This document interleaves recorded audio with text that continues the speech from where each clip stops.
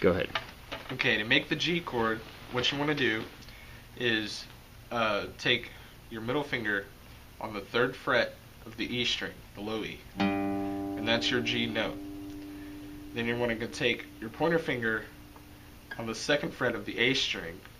Let's make that one. So you got these two, and then this finger on the 3rd fret of the E string. So these two fingers are on the same fret, and that is your G chord. You only got 3 notes. Your G right here on the 3rd fret, your A string on the 2nd fret, and your E string on the 3rd fret. Now for the C, you're going to want to take your index finger on the 3rd fret of the A string, and then your middle finger on the 2nd fret of the D string, and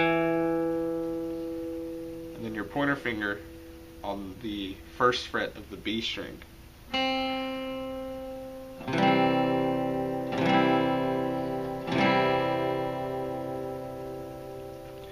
And then again, that's your 3rd fret of the A string, your 2nd fret of the D string, and then your 1st fret of the B string.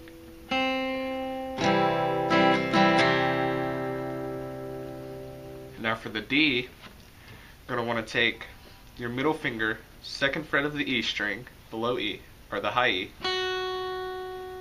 and then your pointer finger on the 2nd fret of the D string, or the G string, my bad, and then your index finger on the 3rd fret of the B string.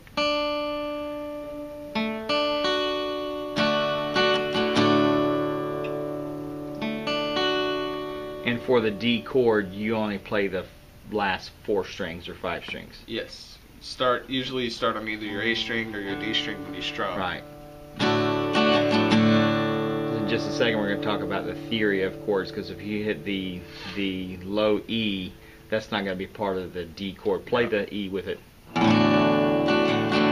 So you get that E on the bass when you're playing a D chord. It just doesn't sound good. So what I usually do is I take this thumb up here and I just put it on that E. That mutes it. So you go. Okay. That way if you do hit it, you won't hear it. And that's your D chord. Okay, let's do E minor real quick. Now E minor is a very simple chord. E minor is, you're only going to use these 2 fingers, and you're going to put them on your A string 2nd fret and your D string 2nd fret.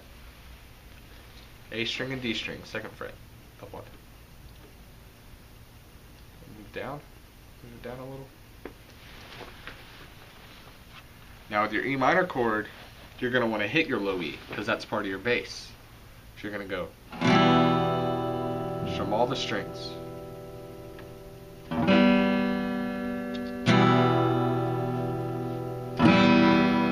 you go. It's a lot out of tune, but that's understandable.